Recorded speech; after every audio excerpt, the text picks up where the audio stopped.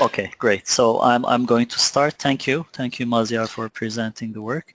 So today the title of the talk is Seismic Assessment of Concrete-Faced Rockfill and Roller Compacted Concrete Gravity Dams. I am Yalın Arıcı. I'm an associate professor at the Civil Engineering Department in Middle East Technical University here. So I'll be showing you some of our research work here concerning the concrete-faced rockfill and roller compacted concrete gravity dams. I've been a long-time user of Diana, so I hope this discussion will be fruitful and interesting to most of you. Okay, so let's start. Concrete-faced rockfill dams and roller compacted concrete gravity dams are very popular alternatives for power development projects. The main reason for this is probably the speed of which these dams are constructed. So almost every dam constructed in Turkey in the last 10 years, and we are talking about around 500 dams probably, is either a concrete-faced rockfill or an RCC dam. So there are several issues with the design and assessment of these systems, and these are handled pretty well with the Diana code. You will see some of the results for which in the coming hour. Now, the layout of the presentation is, most of the presentation will be focused on the concrete-faced rockfill dams. The last part is focused on the issues regarding the roller compacted concrete dams. So going over the concrete-faced rockfill dam part, I'm first going to talk about the details of modeling of these using finite elements, using Diana. Then I'm going to talk about the constitutive relations for the static, dynamic, and long-term loading of these systems, which models I used in Diana and how are they calibrated. Then I'm going to be talking about results, results for the static and long-term loading of these systems, consequences of seismic loading. Then the design implications of what we do. Basically, our models are trial and error models, right? So we need to know what changes to our models imply for the performance of these systems. And I will then talk about 2D or 3D modeling of these systems, particularly how do they compare with each other, when should we do 3D analysis, etc. So let's go on. Modeling of CFRDs using finite elements is the first part of the CFRD section here. So why did we start modeling of CFRDs? So in the last 20 years, CFRDs have gotten higher and higher, and with these, several problems started occurring in CFRD dams regarding cracking on the faceplates. You see a couple of examples here. The one at the top left, this one is the Mohale Dam, which is showing an inclined cracking that started after impoundment. The one at the right-hand side is the Zipingpu Dam. This is the crushing of the concrete after the earthquake, the massive earthquake in China. I can't recall the name of this one, but this one I think is a concrete CFRD dam in Greece. But it also showed some pretty serious cracking after the impounding. So these cracking can lead to failure in water retaining of these structures, if not larger failures that are more detrimental to the health of the structure.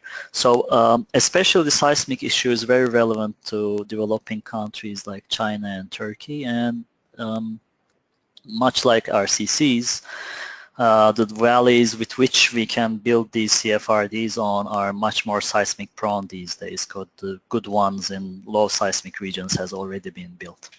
So the example I'm going to talk about for CFRDs here is going to be the Çokal Dam. The Çokal Dam is a concrete-faced rockfill dam, 82 meters high in northwest Turkey. It's a very typical CFRD dam. Almost all of them are similarly constructed in geometry in Turkey.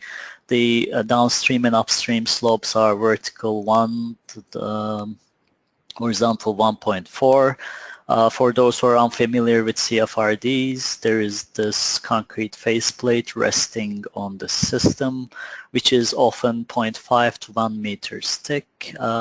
In the case of the Çokal Dam, the thickness of the faceplate is 50 centimeters, which is very typical in Turkey as well. The Rockfill, it is 2 gradations, 3B and 3C is what was done in the field. The behavior of them is pretty similar. The gradation is just different.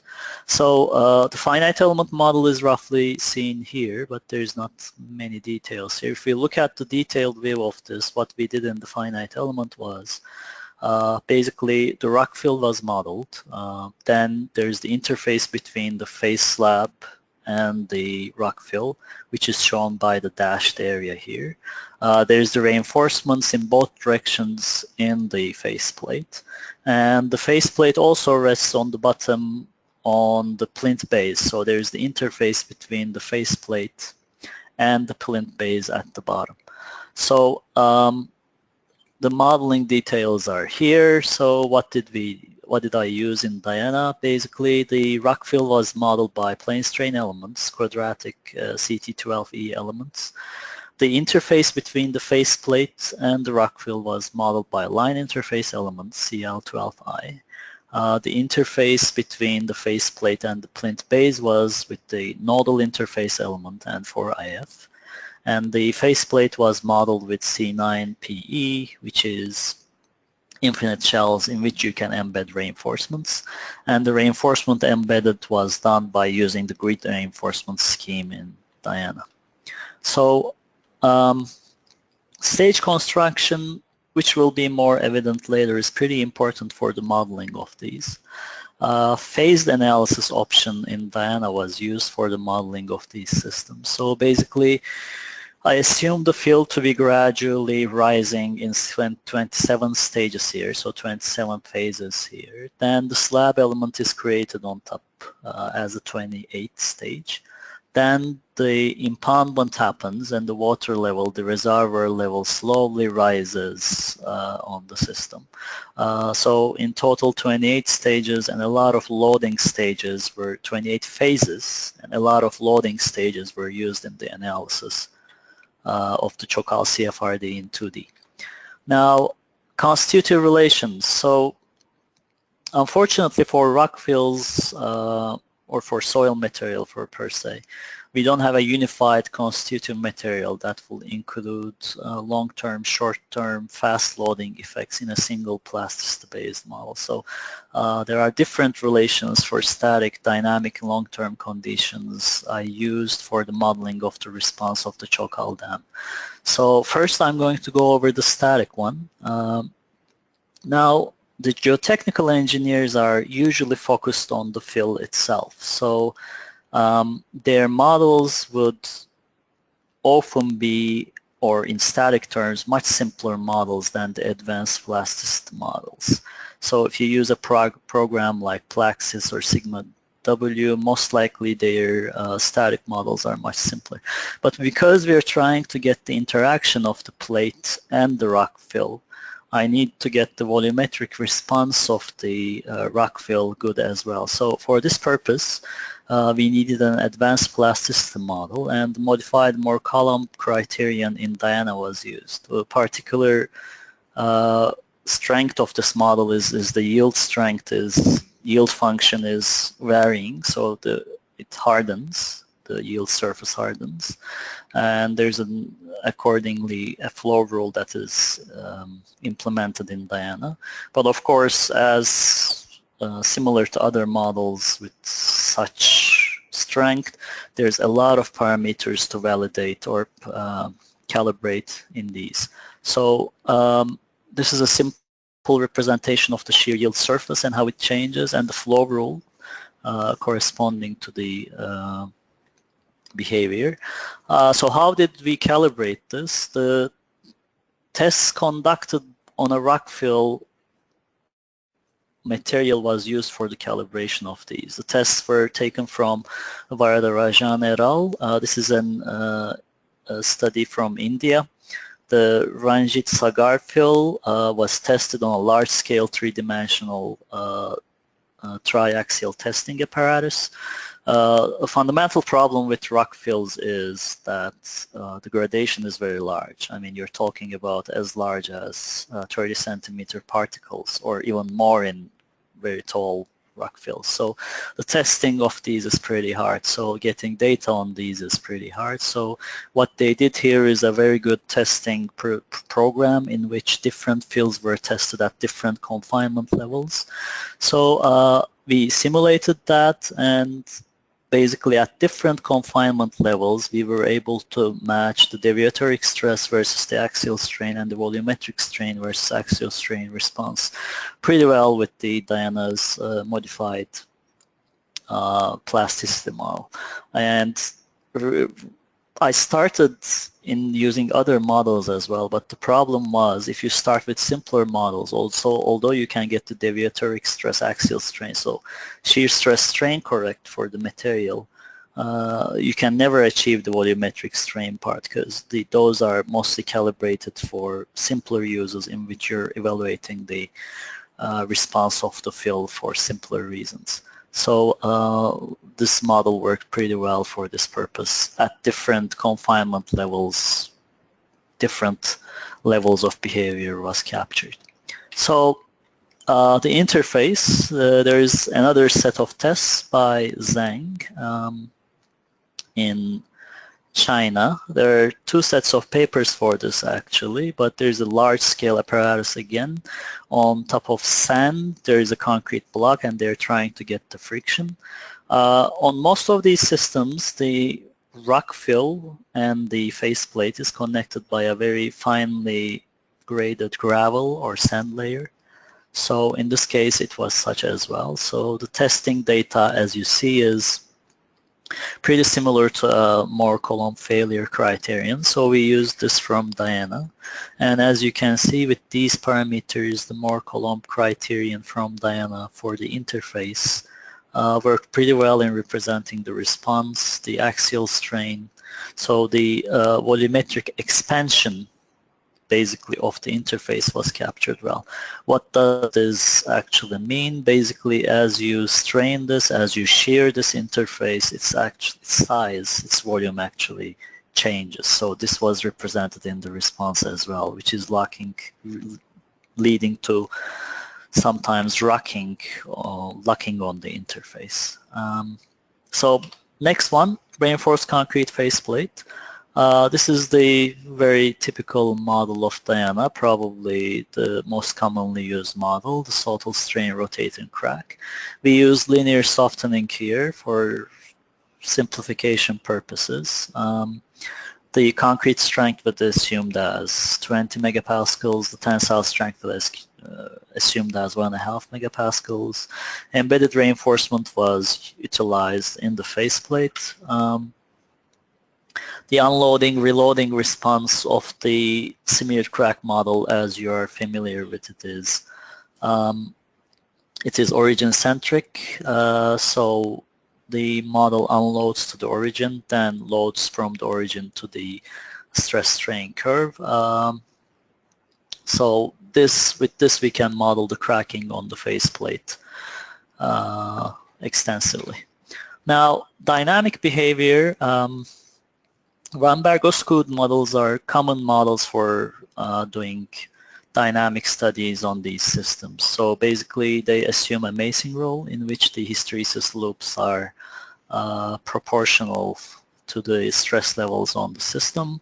But one little change we did was the initial stress on the system changed the initial stiffness of the system. So basically the confinement levels on each element was considered, and the initial stiffness of the system was based on the impoundment level confinement on each rockfill element. And these conform to the well-known classic study of Gazetas's work, which is the stiffness of the members change as you go deeper in the rockfill. Probably at the bottom of the rockfill you're getting 0.5 GPa initial stiffness. As you go to the top, this reduces much more. You're getting maybe 30 megapascals. So you have to model the variation of stiffness along the whole length of the rockfill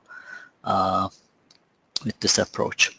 Now, how did we calibrate the Ramberg-Osgood model? So one problem with the rockfills is, of course, doing a cyclic test is very hard.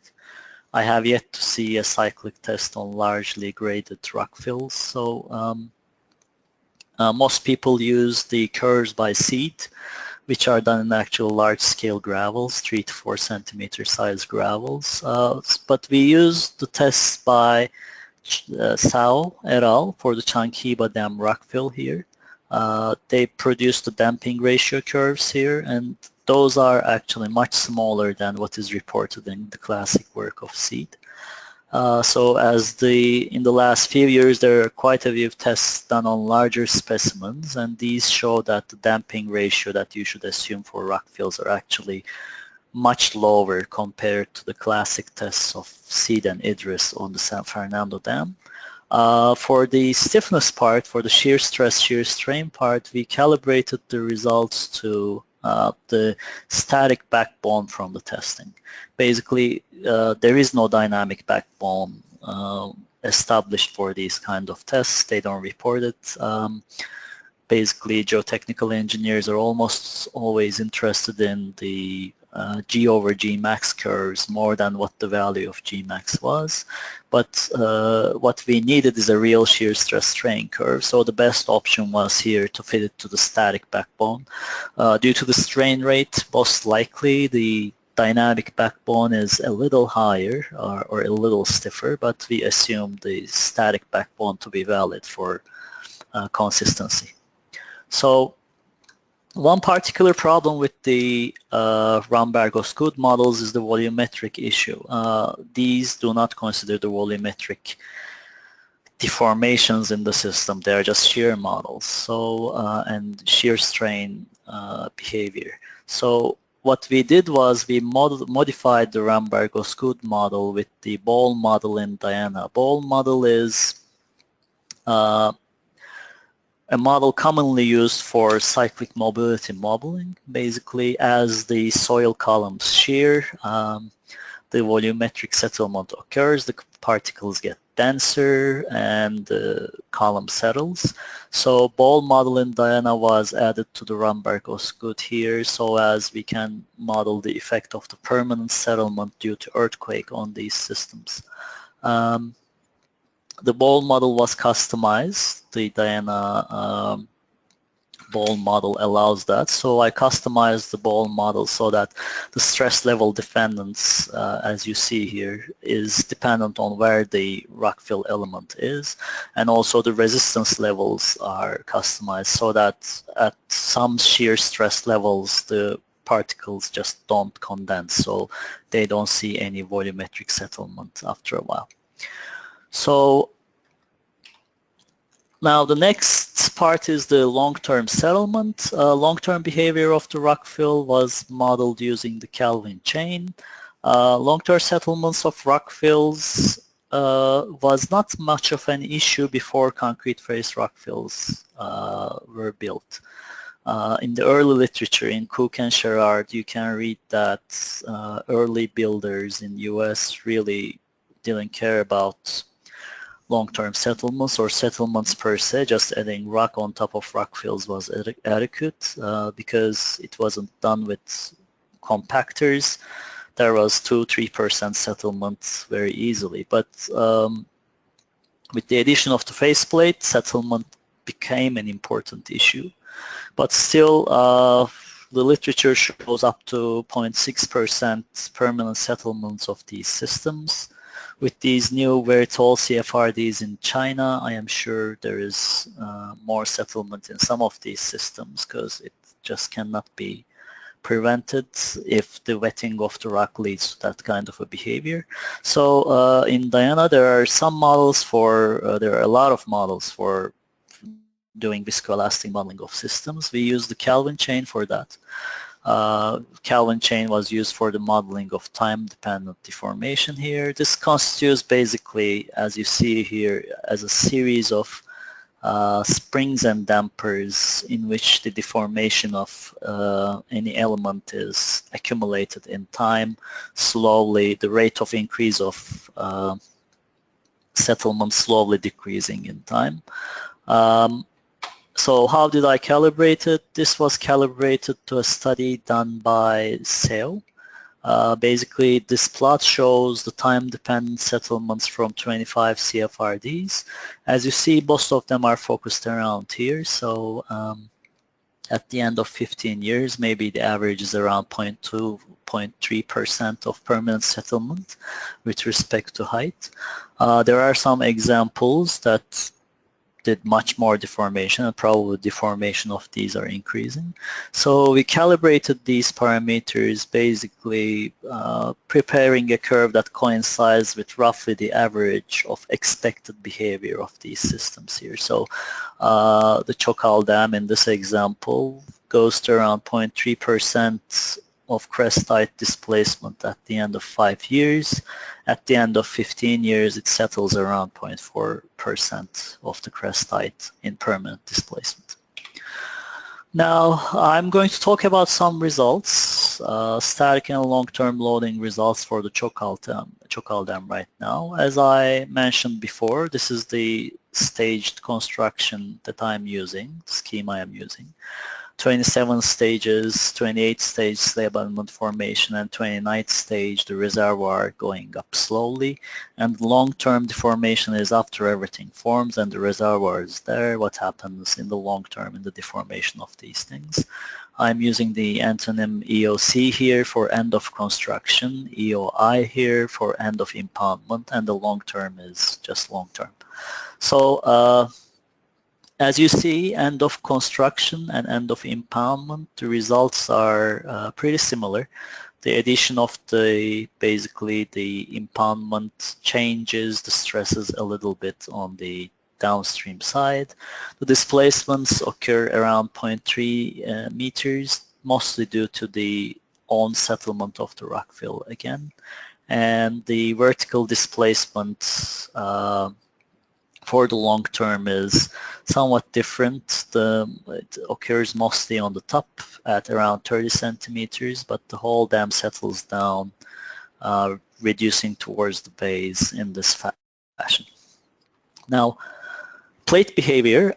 So modeling of the plate is an interesting issue because most of the references I read before was suggesting that the plate is actually a floating structure on top of the rockfill that takes the stresses in a membrane formation. So to see how the plate behaves, the first thing I did was modeling of the plate fully elastic. So what happens if I fill the plate fully elastic? How is the load transfer mechanism from the reservoir to the rockfill and to the foundation, etc. So you see the normal stress results on the plate here. Normal stress meaning the plate is resting like this, and the stresses in this direction, in the direction of the plate, upwards towards the crest of the plate is plotted. In the initial stage, the bold black line here, there is a uniformly increasing compression on the plate, so its weight is weighing on the plate. The maximum stress is about 1 megapascals. As the reservoir is filled, as impoundment happens, this compressive state slowly disappears and reservoir leads to tension on the plate, and the tension slowly increases. At the maximum, when the plate is elastic, the tension on the plate goes up to 4 megapascals in this model. What is interesting is at the bottom the stress is 0 because the plate can separate from the plinth, and this separation is seen here. It separates from the plinth opens, and the plate goes in consistent tension all towards the crest. Now, this is during impounding. What happens in the long term on the plate is somewhat different, as in the long term, the face plate is resting on the rockfill and the rockfill settles, the rockfill actually compresses the faceplate. The bold line here is the first stage of settlement at 0.10% of age. Basically, the plate compresses a little bit at the top. Remember, the maximum was around 4 megapascals. It reduces to around 3, the whole curve decreasing. As the settlement of the rockfill increases, the plate compresses more at around the maximum settlement level at 0.3% of age. Almost 3/4 of the plate is compressed. The settlement of the plate leads to compression on almost 3/4, the maximum compression around 1.5 megapascals.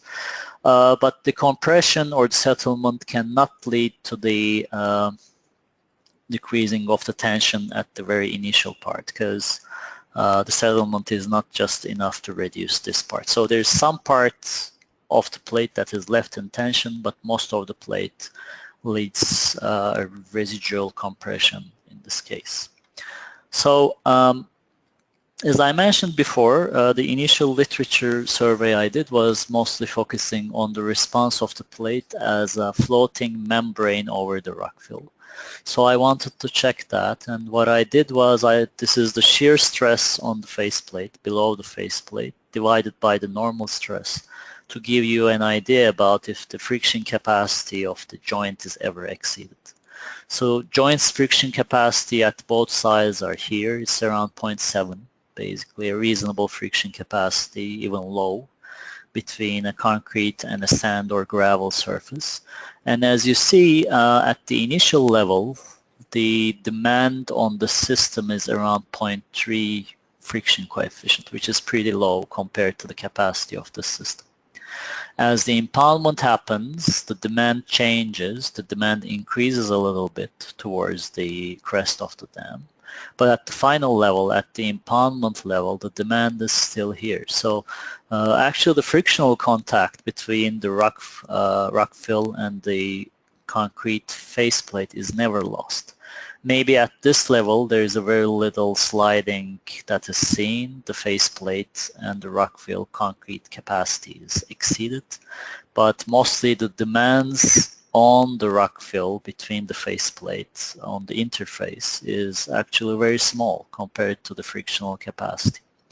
What happens in the long-term settlement? The behavior doesn't change much. The top of the dam tries to settle, so it provides a little demand as far as friction is considered. So it basically pushes the top of the faceplate towards the base. The demand increases a little bit, but the faceplate is still not sliding over the rockfill. So basically, whatever effects happens on the rockfill settlement, change in volume, it is directly represented on the faceplate by acting on the faceplate as the friction. There's ample friction capacity for the loads on the rockfill to be transmitted to the faceplate or the displacements.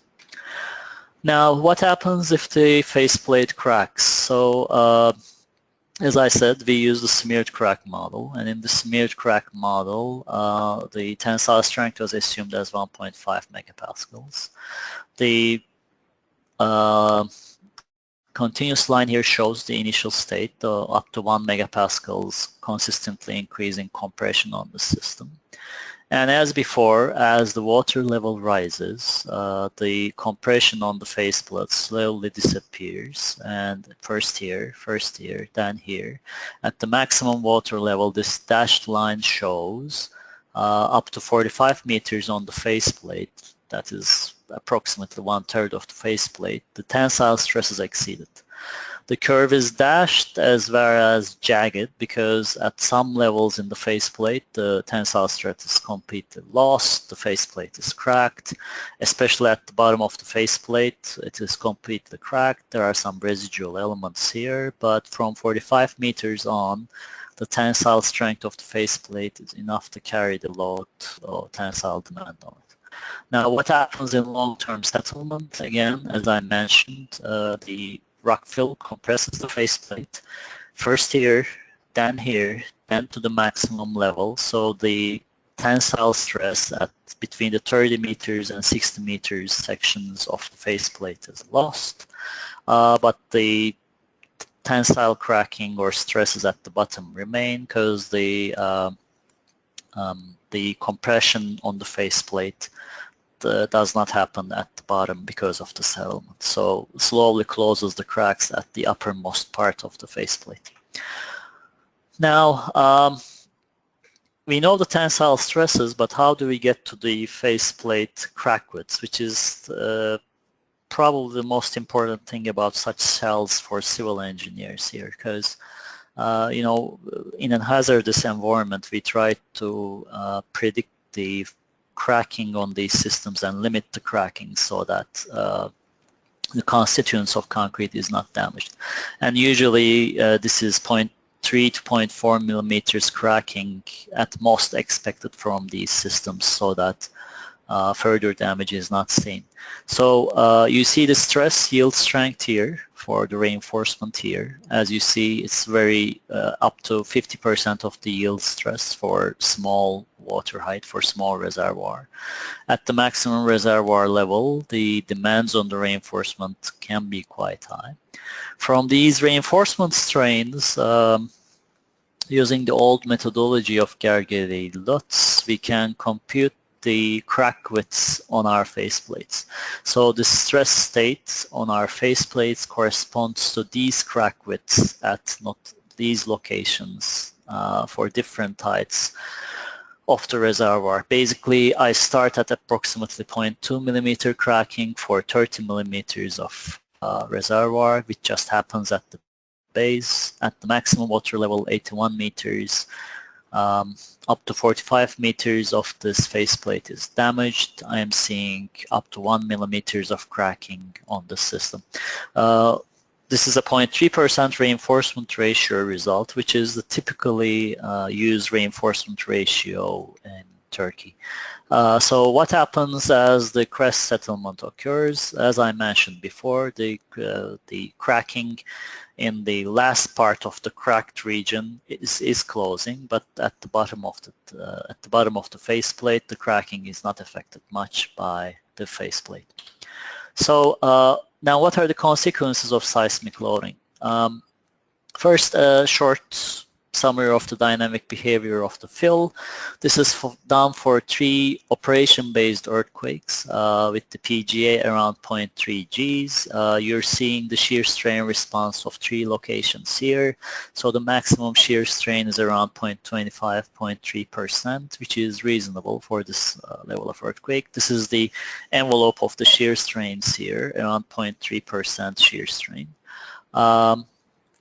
Now, what happens on the rockfill? The displacement response of the rockfill is seen. Of course, there is a large difference between the response of the different earthquakes. The displacement for one of these earthquakes goes as much as 0.35 meters, 35 centimeters, displacement in X direction.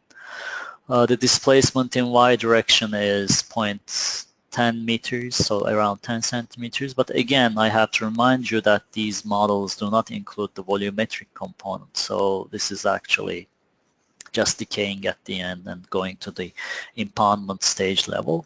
What is interesting is this is the plinth opening plot here. What is happening here? I start at 1 centimeters at the plinth opening. The impoundment opens up the plinth. But the earthquakes, the plinth opening closes. The faceplate moves a little bit and the plinth opening remains around 0.9, 0.8 centimeters. So there's a little bit of closing at the end of the earthquake due to the effect of the earthquake at the plinth. Now, what are the tensile stress demands on the plate due to the earthquake? So there are 4 locations here at which the stress time histories are plotted. At SP1 location, which is at an elevation of 9 meters, you can see that there is around 1.5 megapascals of initial stress demand. It starts oscillating at around 9 seconds for this earthquake. It hits its fracture limit, it fractures, and it completely loses its strength. At SP2 as well, a similar behavior occurs. The big pulse coming at this time completely fractures the faceplate. At the top, the behavior is a little bit different. I started around 0.7 megapascals of demand probably due to the static loading. It oscillates, the demand comes and goes, but the demand can never exceed the tensile strength of this faceplate, so at both levels cracking was not observed. It oscillates back and forth, it even goes to compression for SP4 for example, and it ends at the initial state. Now, how does the residual cracking look? It is different than the static level, in which the static level, as you see, is the gray one here. This is plotted on the faceplate itself. The crack widths are shown here. So as you see, for the static level up to 45 meters, I see cracking on the faceplate, and the maximum is around maybe 0.9 millimeters. What happens in the OBE event is the cracking propagates much more along the faceplate. It goes up to 1/2 of the height. And for one of the events, the crack width goes as high as 1.8 millimeters. The events are a little different. But what you can say is basically almost half of the faceplate is in cracking mode after the OBE earthquakes. The rest, the top half, is not damaged. There's only slight effects here at top and bottom. Now, what are the design implications? These are all fine and reliable predictions, hopefully, but what do these really mean for design? That was the question on my mind. So for the design of CFRDs, we can do some choices. What we can choose is probably the concrete strength, the plate thickness, it's often designed. The reinforcement ratio is chosen, the reinforcement scheme is chosen, so you can put the reinforcement in the middle. Some of these were constructed with this scheme, or you can use top and bottom allocations. But some parameters we really can't choose, the primary one being the Rockfill. Rockfill is often limited by the local quarry, and local quarry, if the rock quality is good, you're lucky. If the rock quality is not good, you're unlucky. How it responds to wetting, that also determines a lot of the response, because some rocks go softer as they are wetted. So all of these parameters affect the response significantly. So what we did here was basically to assess the bounds on these parameters, the effect of the bounds on these parameters on the prediction results. Basically, the Rockfill initial modulus may be much higher than you expect or much lower than you expect. I can select concrete slab thickness as 30 centimeters or 80 centimeters. I can do reinforcement ratio changes, blah, blah. So what happens, how did this change the response was the question. Now, first on the static behavior, we did the predictions of these. So overall, concluding, the reinforcement ratio appears to be the most effective parameter in controlling the cracking on these. You can see it on this plot. If I increase the reinforcement ratio by 100%, the cracks reduce 1/2. So basically, that is expected. It's similar for reinforced concrete structures. If you increase the reinforcement ratio, you will get less cracks, less crack widths. What is interesting is the effect of the slab thickness is also very similar to reinforced concrete structures. If you use a thicker, much thicker faceplate, what happens is you get less cracks, more intermittent, but the crack widths are much more. So after the cracking with the redistribution, there are less cracks, but they open more. For the clear cover, it looks as if for the impoundment stage, there is no effect of where you put the reinforcement. And for the strength as well, I have to say that it's not much effective, because really you rarely get 13 megapascals of concrete today, and between 20 and 30 megapascals, there is a little bit of difference. The crack widths increase a little bit, but the cracks appear to occur, cumulative cracking appears to be the same. We will also be comparing the cumulative cracking, the total cracking, with the maximum cracking in the coming slides. So Then next comes what is the behavior during the dynamic loading and what happens. And it's similar, but the effect of reinforcement is much more pronounced here. Basically, if you use low reinforcement, the cracks go way up. You can get as much as 5 millimeter cracking on the system. The effect of slab thickness is similar to before. Basically, if you use higher thickness, you will get less number of cracks, but more crack width. The clear cover seems to affect the response somewhat here. So the clear cover, if you use the reinforcement right at the middle only, so meaning 25 centimeters clear cover, your crack widths appear to increase. So for the dynamic loading, the clear cover appears to be important for determining the crack widths. Now, this is a tornado plot. Basically, this shows for the median case, what the results are is at 1. Basically, to remind you, this is 0.3% reinforcement ratio, 50 centimeters thickness of the plate, medium properties for the Rockfill, and 20 megapascals of concrete. What happens if I change only one of the parameters to some extent, and what is the effect of this on the predicted response? This is done for two variables here. The total crack width, as I mentioned before, is the cumulative crack width on the system, which would likely determine one aspect of the total seepage from the system.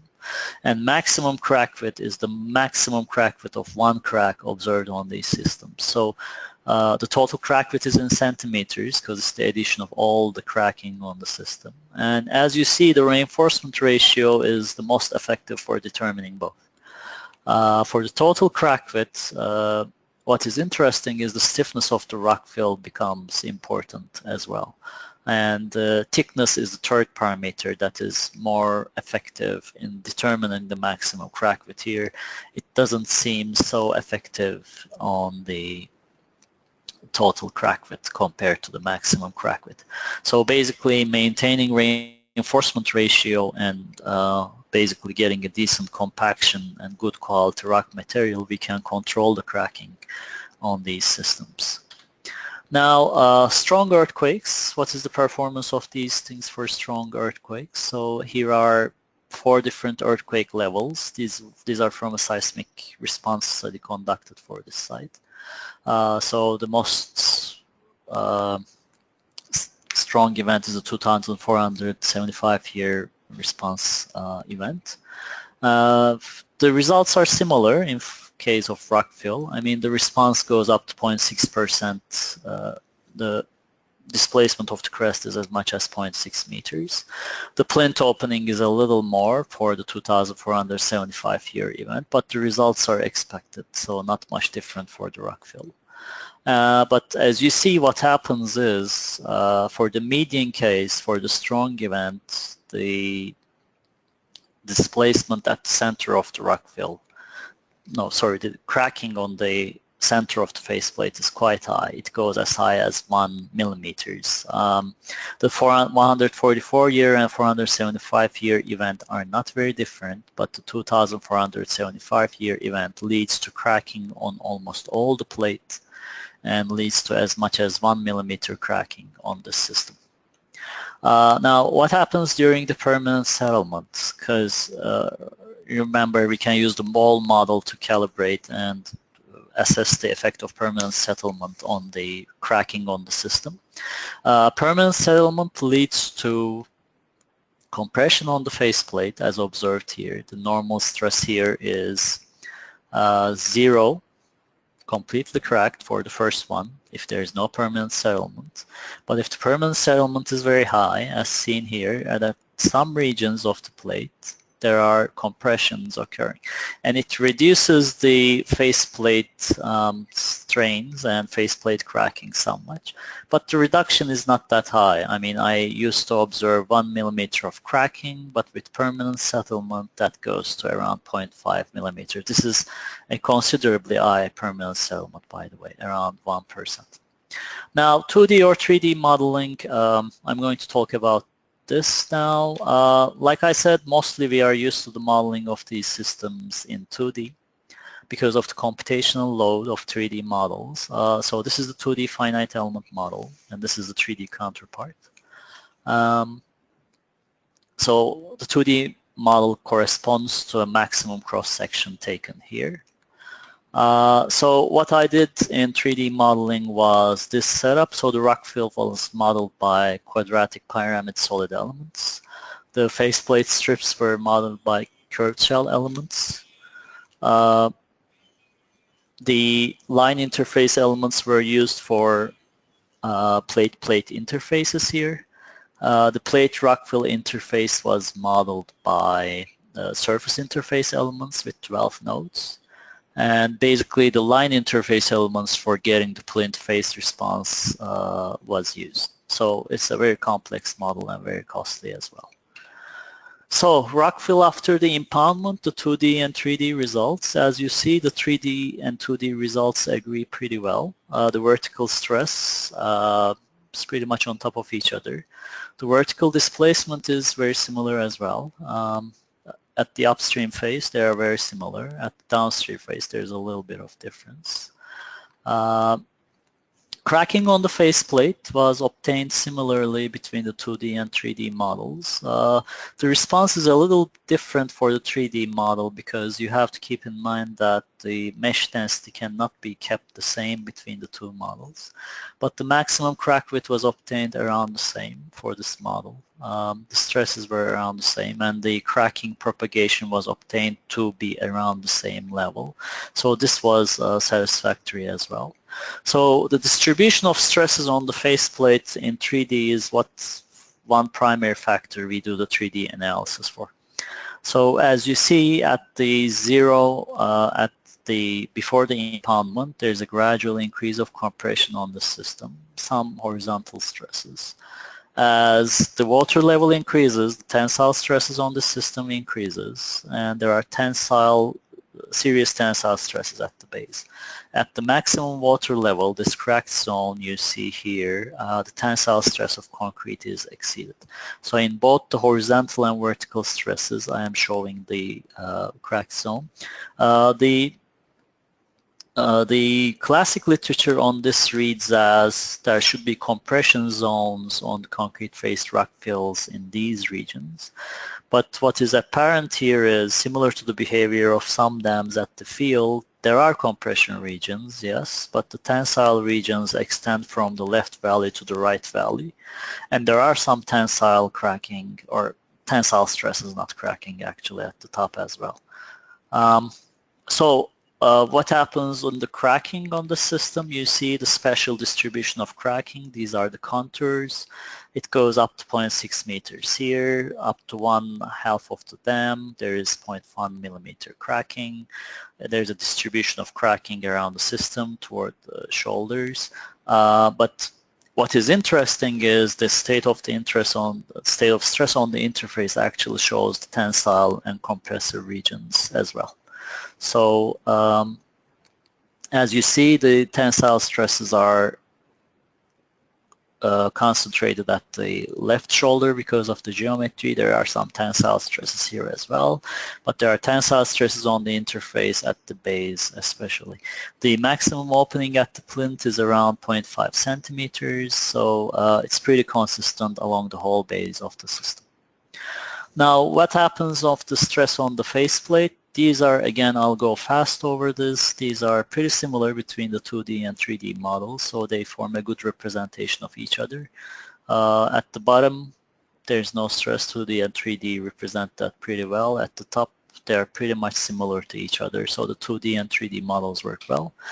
Now, what is very different between the 2D and 3D models appears to be the state of cracking on the system. The 2D model for the 144 year and 475 year appears to agree quite well with the 3D model, but the 2D and 3D model do not agree for the higher level earthquakes. For the stronger event, 2D models appears to overpredict the cracking considerably. The 3D model leads to cracking at the base compared to the 2D counterpart, and the cracking is a little smaller at the 3D. Now, what happens on the plate, as far as another behavior is very interesting. Crushing zones are started to be observed for higher earthquakes. You see these cracks are normal crack widths, 0.1, 0.2, 0.3, 0.4 millimeters. But for the stronger events, there are very large crack widths here in the red zones, here and here. These are the crushing zones, which will be shown in the next slide, that compressive strength of the concrete is exceeded in these locations at the interface, crushing the concrete, leading to large crack widths. This is the behavior I'm talking about. At this level, the three-dimensional stress state allows going up to 30 megapascals on the concrete here. It is crushed. There's a residual strength left, but this crushing here, as you see here, leads to a large opening in this region at the interface. The residual strains at the interface, or residual openings at the interface, are here. Basically at the valley shoulders, at the left and right shoulders, there's a large residual opening at the valley. It's not very different from the OBE case. It's amplified a little bit, maybe, that's what we can say. Now, how does permanent settlement affect the crack openings? If we consider the permanent settlement, what happens is, the black ones are the results without the permanent settlement. This is in scale. So if the maximum opening is around 1.4 centimeters, with permanent settlement, what we see is the interface is opening more. For the 144-year events, the openings are less. For 2,475-year events, there are significant openings at the left and right valley shoulders due to the permanent settlement. The faceplate cracking with or without permanent settlements is also here. As I said, permanent settlement actually reduces the faceplate cracking, but you see the settlement opens up the interfaces but closes the cracking on the faceplate. Now, conclusions for this part is stage analysis necessary for calculating the response of these systems for prediction, especially when it directly affects the plate's state of stress. So construction stages, impounding, the effects of these on the plate has to be modeled sequentially. Now, 0.3% reinforcement ratio, I do not think it's adequate for concrete face rockfill dams. It has to be increased. Demands on joints increase with permanent settlement, so if such a behavior is expected, the gaps should be designed accordingly. Cracks and seepage are likely to be concentrated at the base of the CFRDs. This is what we see already. And rockfill testing and calibration, the best way to handle that would most likely be actually parametric analysis, because we can't do three-dimensional testing pretty easily everywhere in the world. So now I'm going to talk a little bit about the analysis of roller compacted concrete gravity dams, the analysis issues pertaining to these systems. So mostly what we should do in the analysis, or what are the primary issues which we should handle the behavior of these systems. Now, as most of you are probably familiar with, the soil structure reservoir interaction, material modeling, and 2D versus 3D analysis is the most prominent problems while facing the analysis of these systems. There's a range of models here. In the past we used to do just this, but now these 3D complex models are available to us. So soil structure interaction issue, big issue. Mostly the finite element models are need to be supported with special boundaries so that the wave propagation effects, which are better modeled with boundary elements, are actually included. So Diana has special boundary conditions implemented for these, and you're seeing the results of a calibration for such a study.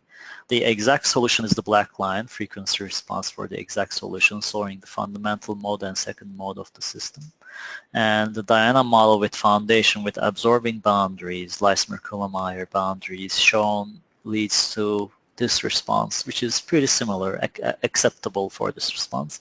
Massless foundation is also a commonly used approach. You see the response is a little bit different compared to the foundation with absorbing boundaries.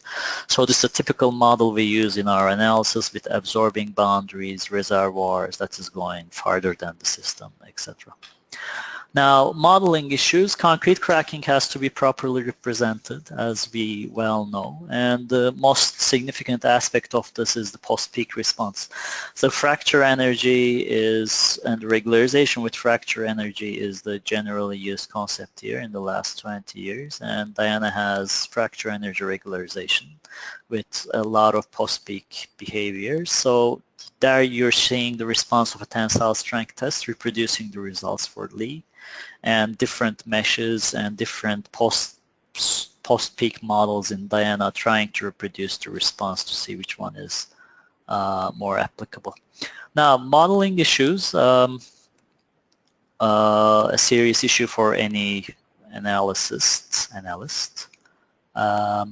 So we used to do 2,500 degree of freedom systems. Now 60,000 is not enough. We can do 900,000 degree of freedom systems.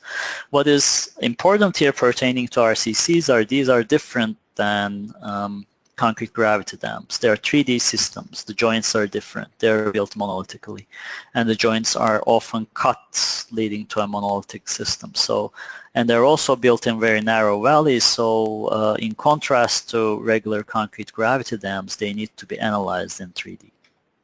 Now, I'm going to go over these model calibration issues fast because probably the end of these slides are more interesting to you.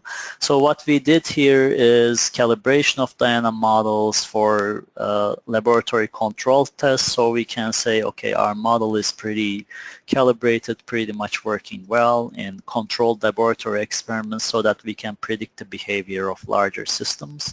You're seeing 4 tests here: the pushover test by Carpinteri, the shake table test by Tinavi, and the pseudodynamic testing apparatus we developed and tested here in MITU Mechanics Laboratory. Now, the response here for the static pushover test is shown. We were able to predict the crack propagation well with Diana. The last extent of the cracking was not predicted well, but this is also a problem with every analyst who did the analysis for these systems. I think the cracking and the load displacement curve do not match each other for this particular experiment. But you see each post-peak behavior shows a different response. The best response we got was using the exponential model, I think. We tested the mesh sensitivity as well, along with the calibration of the fracture energy models. Now, the shake table test is an interesting test in which it is the best litmus test of what we do here. Pulse is applied 3 times on the system, and in the first one it cracks it a little bit. In the second one it completely cracks it and leads to a rigid body opening of the crack. We were able to model this with 3 different finite element models pretty well. In the first one we cracked the system a little bit. In the second test, applied on top of these, the cracking starting here propagates the whole way, and the crack mode opening was, except with some sequence difference, basically we are predicting it opens a little earlier. It was predicted quite well with the Diana model. I think we are using an exponential softening here. Now, the pseudodynamic testing, this is a special apparatus we did here. I'm not going to go into the details because I don't have much time left. So we were able to do the base shear displacement response, base shear time response pretty well predicted with Diana models in this case, and the hysteresis response was predicted well for this testing apparatus with Diana as well. So, issues in RCC seismic gravity analysis. The first issue is 2D minus 3D model. This is the Andras Dam, RCC dam built in a very high seismic region. 0.64 Gs is the maximum seismic risk, PGA here. So 2D models and 3D models were conducted, used for the analysis of this. So what is particularly interesting is you're seeing 4 different kinds of models here actually, and even the eigen modes are pretty different between the plane stress, plane strain, 3D monolithic model, and the 3D independent monolith model.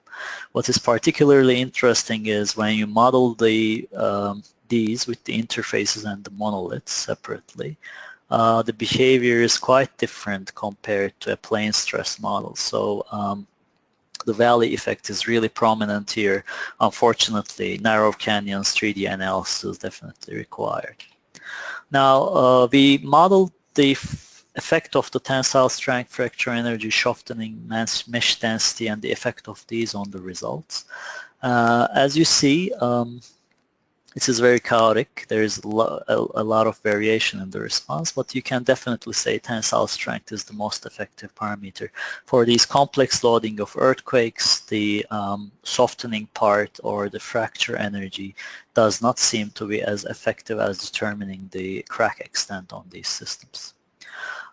So what we are particularly interested in is how are we going to get failures in these systems, and it is very dependent on the earthquake response.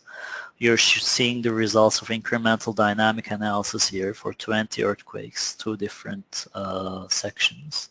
The behavior is very different, and what you see here is the crack extent somewhat, so 4%, 5% of the system is damaged. So it's because of the unsymmetric nature of the event, it's very hard to put a relation between the ground motion parameters and the damage occurring, with which we were trying to do at this stage. Now, pushover analysis, we did some pushover analysis for these systems. Fundamentally, pushover analysis is thought to be very effective for buildings in determining failure patterns.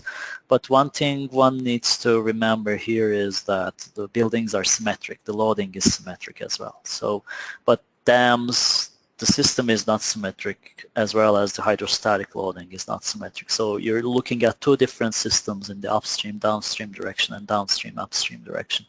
So if you do first mode pushover analysis, which is very conveniently implemented in Diana, the responses are, as you see, very typical opening of cracks, joining of the cracks.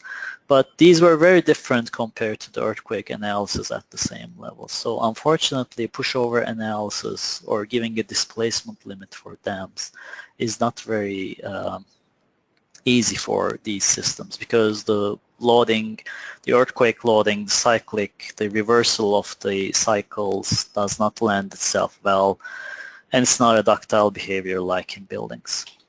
So conclusions, basically 2D, 3D effects are necessary for the modeling of, especially if your valleys are larger than or smaller than 6 times the height of your dams.